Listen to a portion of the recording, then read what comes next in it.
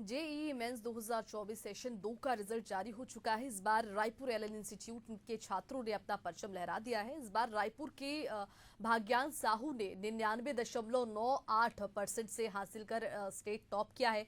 उनकी all India ranking 311 है। इसमें सबसे पहले भाग्यांश का सेशन 1 में 99.95% आया था।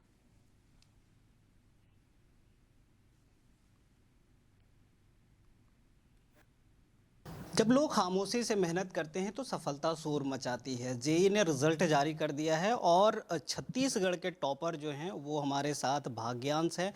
भाग्यांश ने बाजाबता 99.98 परसेंटाइल हासिल किया है। भाग्यांश, सबसे पहले तो आपको मुबारकबाद कि आपके मेहनत रंग ला रही है। दूसरी बात ये है कि आपका पूरा स्ट्रेटजी कैसे रहा है, किस तरह से पढ़ाई की है और आगे जो आपको एडवांस का एग्ज़ाम देना है उसके लिए क्या तैयारी है? जी, जब हमारा सिलेबस चल रहा था पढ़ाई का, तब तो जो सिलेबस में चल रहा था उसी को एक बार रिवाइज़ करते थे घर जाके सेल्फ स्टडी में। फिर सिलेबस ख़त्म होने के बाद सर हमें असाइनमेंट्स देते थे, उन्हें हम सॉल्व करते थे और नोट्स को भी रिवाइज़ करते थे। और जेईई मेंस के पहले हमने पूरी एनसीईआरटी कवर की थी और सारे प्रीवियस ईयर क्वेश्चंस लगाए थे।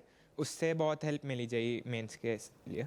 भाग्यांश, एलन के लगभग 200 छात्र यहाँ से अभी सफलता हासिल किए हैं, उसमें आप प्रथम स्थान हैं। दूसरी बात यह, पूरे छत्तीसगढ़ में आपका पहला अंक है।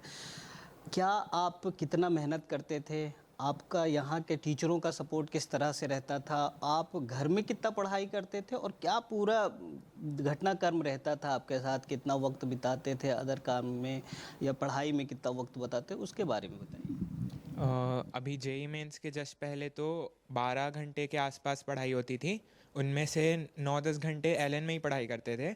तो जब भी हम एलन में होते थे तब टीचर्स हमेशा यहाँ अवेलेबल होते थे, तो जो भी डाउट होता था हम जाके उनसे पूछ लेते थे। उससे टाइम भी बचता था क्योंकि उसी समय डाउट क्लियर हो जाता था।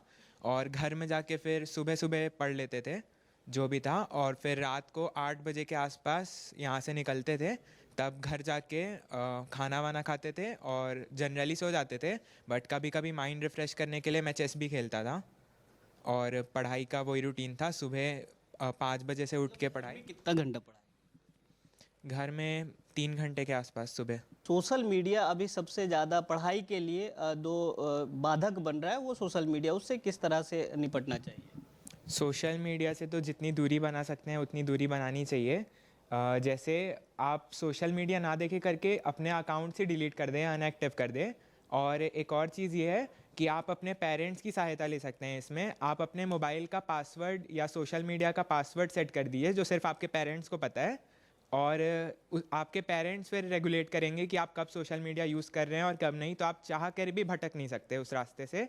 और गलत कदम हमें कभी नहीं उठाना चाहिए क्योंकि ज़िंदगी में बहुत सारी चॉइसेस होती हैं, एक नहीं। तो बिल्कुल, ज़िंदगी एक किसी काम से या काम पे ख़त्म नहीं होती है। अनेक अपॉर्चुनिटी मिलते हैं, अनेक रास्ते हैं जिस पर आप चल सकते हैं। तो ये हमारे साथ भाग्यांश 21 रैंक हासिल किया है और आगे एडवांस के लिए तैयारी कर रहे हैं। तो उनको आपने सुना किस तरह से उनका स्ट्रेटजी रहा है, किस तरह से पढ़ाई की और सफलता हासिल करना या फिर सफलता के रास्ते पे चलना एक छात्र को चलना चाहिए। जीवन में कोई भी अगर अपना कुछ काम कर रहा है उनको चलना चाहिए। आगे सफलता किस तरह से मिलती है या मंजिल किस तरह से वो हासिल करते हैं ये तो वक्त बताता है। आगे किस तरह से इनका सिलेक्शन आगे जिस तरह से ये चाह रहे हैं हो पाता है ये तो वक्त ही बताएगा। लेकिन अभी जो एलन के छात्र हैं वो कहीं ना कहीं छत्तीसगढ़ में परचम लहराए हैं। दूसरी बात, अगर 200 छात्रों का एक बार में सिलेक्शन होना ये कहीं ना कहीं दर्शाता है कि यहाँ पढ़ाई अच्छी हो रही है।